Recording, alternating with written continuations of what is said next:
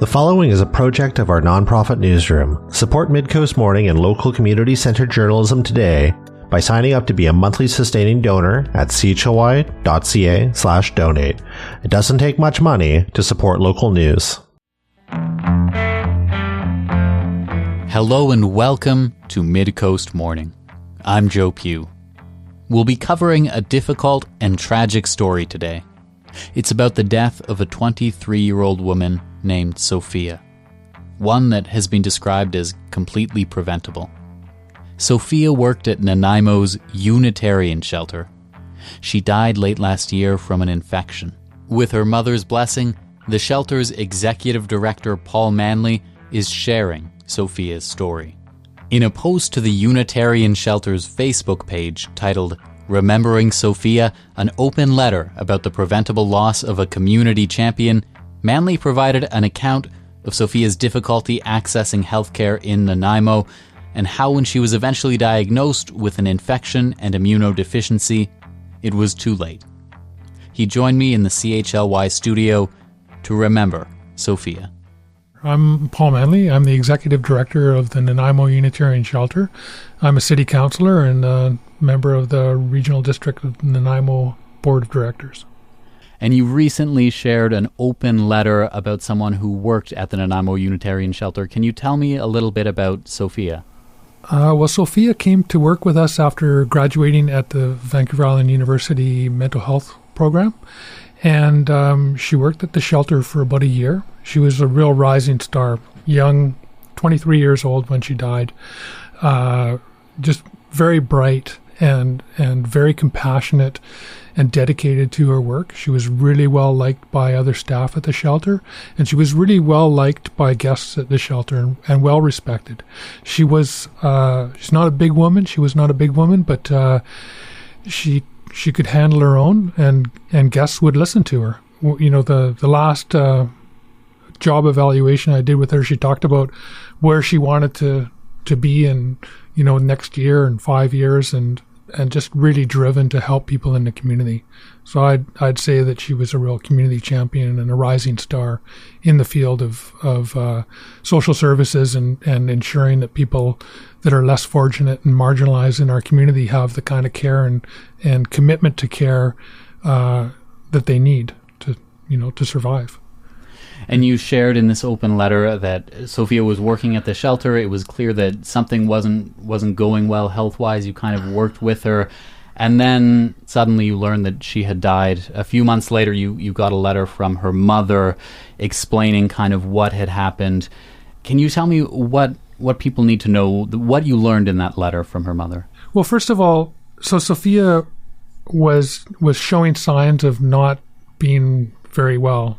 And so she was definitely had less energy. She was less attentive at staff meetings, and other staff were beginning to express concerns about her. So we met with her and talked about her taking a medical leave. And then she needed to see a doctor to be able to get the letter that we require in order for her to keep her benefits after she'd been off work for a period of time. And there is an organization that works with the union and union workers to help them navigate through the medical system and to make sure that they don't lose their benefits and they stay attached to their employer, and it's so that the employer isn't dealing with the medical part of somebody's personal life. And I would just get reports every now and then. We would hear from Sophia that she was trying to see a doctor and get the forms filled out, and we would hear from this organization that they had touched base with her. And then in November we just got the news that she had died, and her mother, we'd had some discussions with her about it. What we knew at the time was that she had contracted an infection, and it was caught too late, and she'd gone septic. And by the time they got her the help she needed, they had to airlift her to St. Paul's in Vancouver. She didn't last another day. And so understandably, her mother was very upset. And I just told her, let me know anything I can do to help. I'm willing to do. And just let her know how much we appreciated Sophia. Like, it was a shock for staff. Staff were really upset about it. We found out about it just a few days before the 15-year celebration, the anniversary of the Unitarian shelter opening back in 2008. And so it had put a little bit of a damper on that for staff. And then in January, Sophia's mom, Melanie, reached out to me and she sent me a letter that she had written. And, you know, when you go through those stages of grief, eventually you get to a point where you really want to express, you know, what has happened. And she was really upset and angry, and for good reason, because Sophia had sought help. She'd looked for a doctor. She'd gone down to the walk-in clinic. She'd stood in line there in a weakened condition and was not able to get into the clinic. And anybody in town here knows that we have one walk-in clinic in Nanaimo. There's 20,000 people in this city that do not have a family doctor, and that is the clinic they go to. It's either that or the emergency room. And so you can go down to that walk-in clinic and wait in line for a couple of hours, and depending on how many people are in front of you, you may not get in for the day. And for somebody who's not well, that's just not appropriate in any way, shape, or form. And when you go to our emergency department is overloaded, and there's a lot of people there that have serious health challenges, and there's a lot of people there that are unhoused. And, you know, at the shelter, we get a lot of folks in who have serious health problems, and that can include, you know, contagious diseases, infections, parasites, lice, bed bugs, all kinds of things that my staff have to deal with that they're not trained to deal with. We're not healthcare workers. And you mentioned in the open letter that it's very likely that Sophia contracted her infection at work.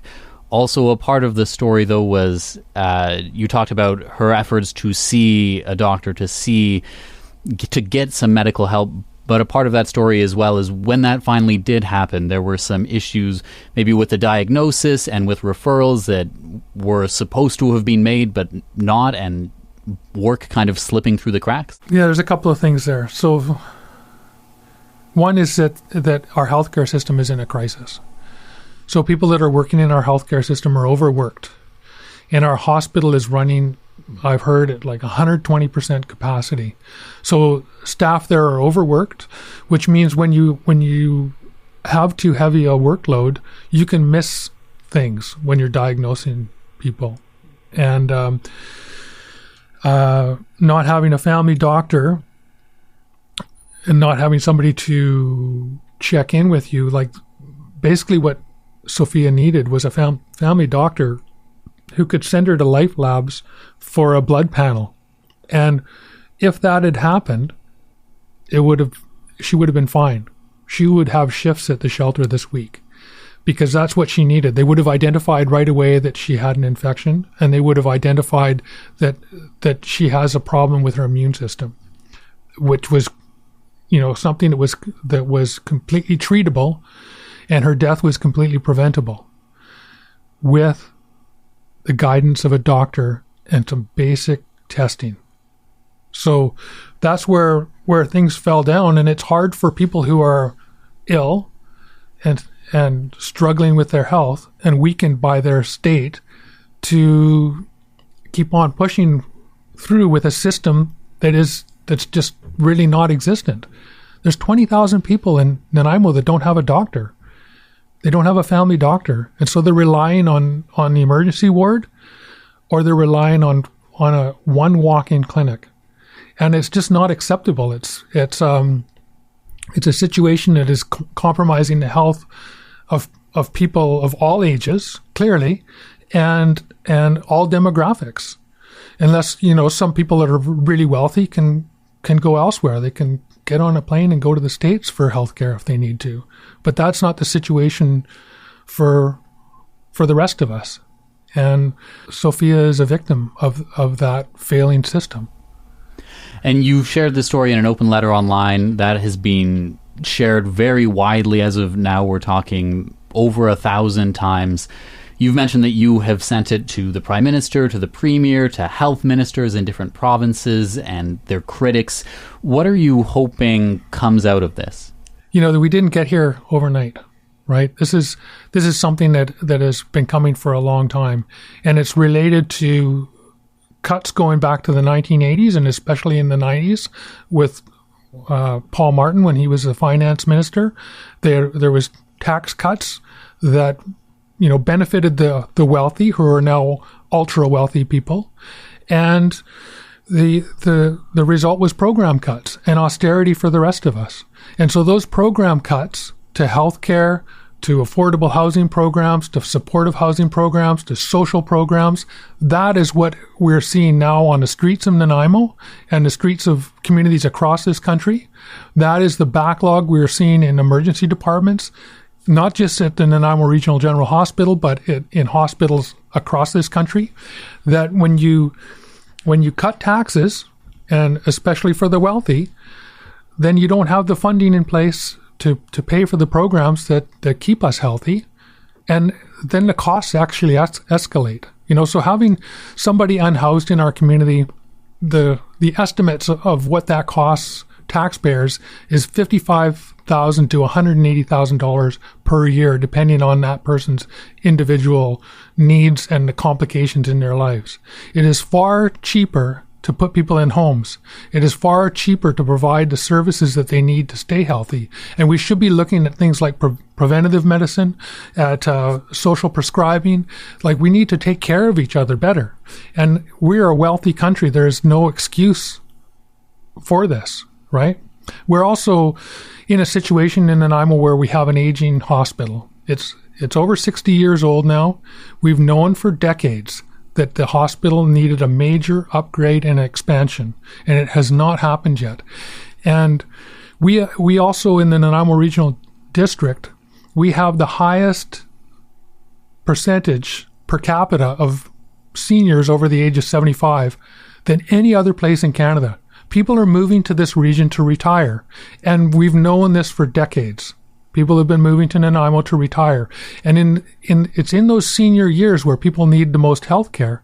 And so our health system it doesn't have the infrastructure to deal with that. In Nanaimo, the Regional General Hospital is what's called a tertiary hospital. We're the only tertiary hospital north of Victoria. There's 2 of them in Victoria. And we don't have a cath lab, like a cardiac ward. We don't have the psychiatric services that they have in Victoria, nowhere near. And we've known this for a long time. We've been bypassed on major infrastructure upgrades at the Nanaimo Regional General Hospital year after year after year. And the result is what we're facing now. So when you have a hospital that runs over capacity consistently, you burn out staff, and staff don't want to stay on that job. You're not attracting people, you're not attracting nurses and doctors to this community if your infrastructure is overworked, is inadequate. And that's where we are, that's where we're at. And I see this from lots of different people in the community. We get letters to City Council. It's not our bailiwick, it's not under our purview, healthcare. That's a provincial matter. It's funded by the federal government through health transfers to the provinces. But we see it all the time. People going, what's going on with this community? You only got one walk-in clinic here, don't have a family doctor. It takes forever to get in to see anybody. And it's compromising people's health, and it's costing lives. You have been a member of parliament at the federal level. Granted, the direct machinations behind directing health are a provincial thing, but what about your experience there, maybe on a personal level? What did that tell you or show you about the way some of these decisions get made? Well, yeah, the decision-making process in the House of Commons can grind extremely slow and excruciating. The filibustering that goes on in committees, if the opposition doesn't want to get something done, something to pass, they can just grind debate to a halt, and use all kinds of procedural stuff to slow things down. And it takes a while to get legislation through. And when you politicize things like healthcare, it can make it difficult for government to make those difficult decisions about what actually needs to be done. I mean, the mantra of lower taxes is a great mantra. Everybody wants lower taxes. Who wants to give money to the government? Except that when you realize that that money is what actually helps you get through life, is what pays for the services that we need, not just to survive, but to have a good life in our communities. And we may not all use those same services that our taxes pay for, but other people do. I don't use all of the services that the city provides, but I'm happy to pay my taxes towards those services so that other people can use those services. I don't go to the pool, but the pool helps other people stay healthy by getting the exercise that they need.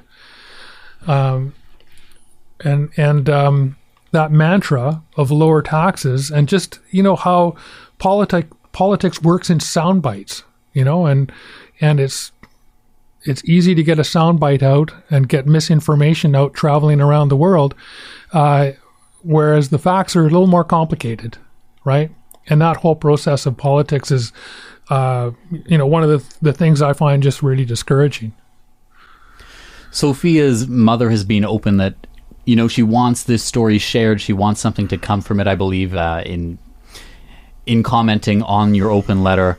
If there are people who hear this story, who can relate to what we've been talking about the difficulty of accessing medicine in Nanaimo, or maybe even the difficulty of working in medicine in Nanaimo, what can people who want to see things change, are there actions that they can take to try and make a difference on that front? Well, they need to talk to their politicians, right? Sophia's mom, Melanie,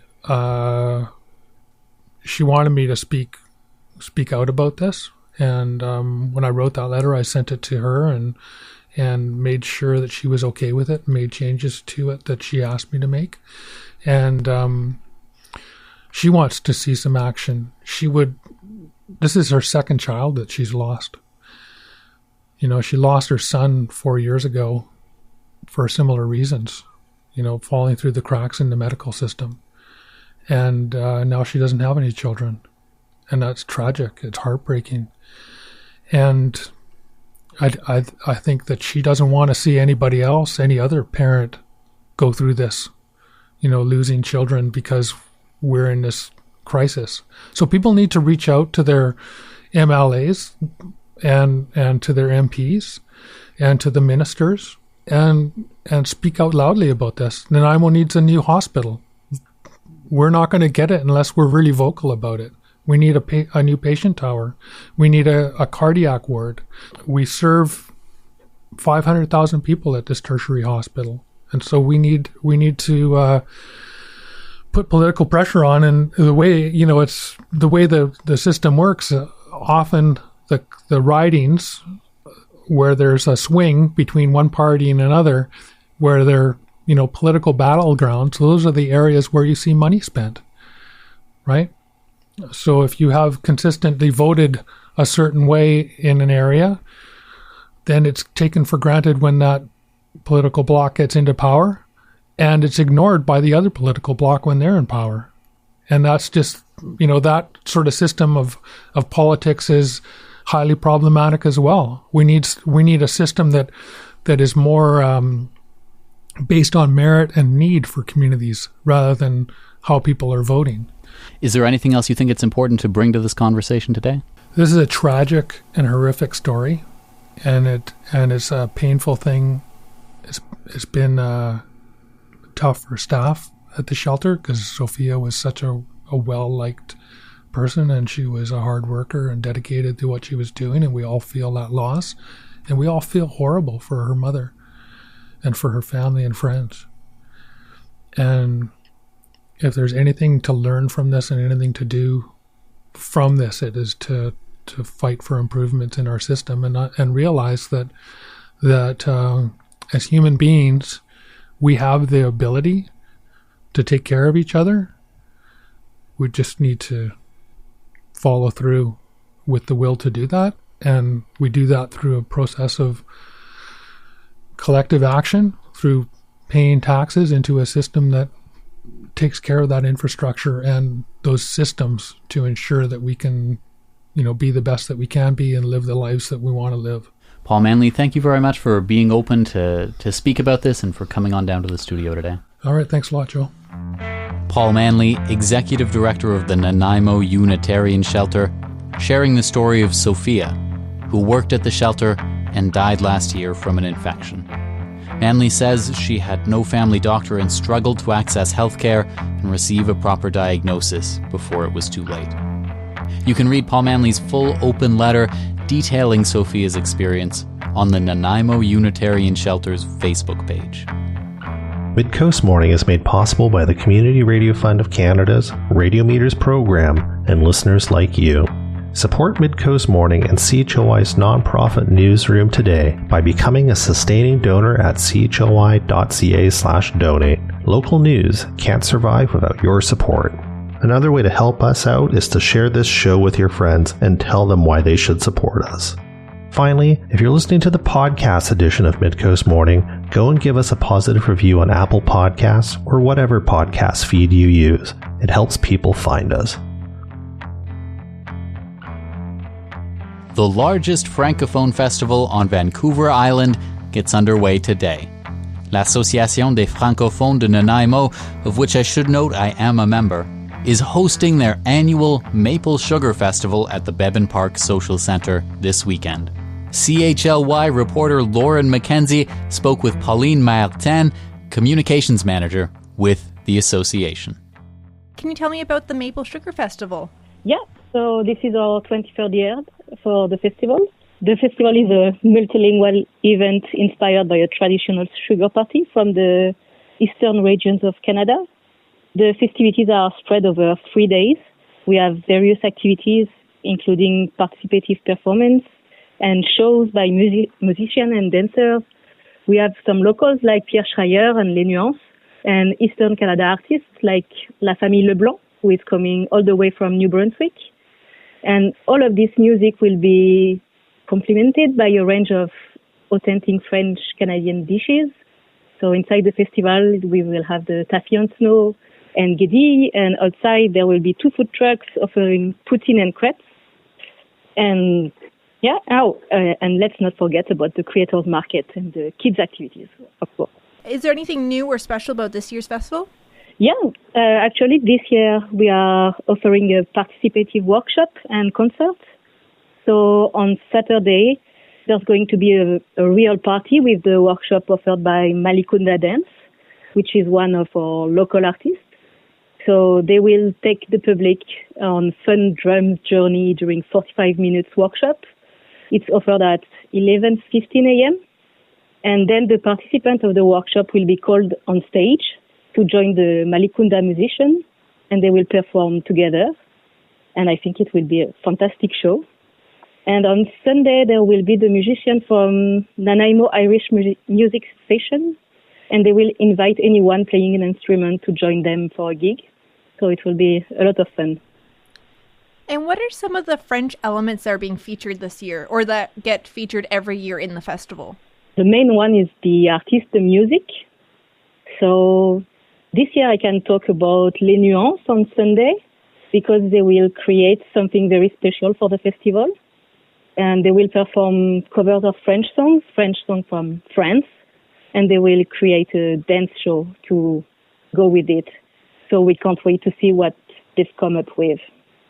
And if we think beyond the music, we can talk about the meals that are offered on the festival, and they are all on the theme of Francophonie and maple sugar. So the poutine is a Quebec specialty. The crepes come from Normandy in France, and inside there will also have some meal inspired by Quebec traditions. And we will be selling maple syrup at a very, very reasonable price. So why is celebrating French/French-Canadian culture so important, especially in a city like Nanaimo? Well, I think it's important for everyone to feel welcome and accepted, all the more so in a multilingual society like Canada, and particularly in BC, where we are a minority. it's important for us to be able to pass on the things that make up our culture to the children who go to French school or immersion. And it's important for those who speak French as their first language and those who have language and insecurity in English to find a safe space where they can meet. And in a much less dramatic way, it's also a joyful way to share a culture where we are proud of.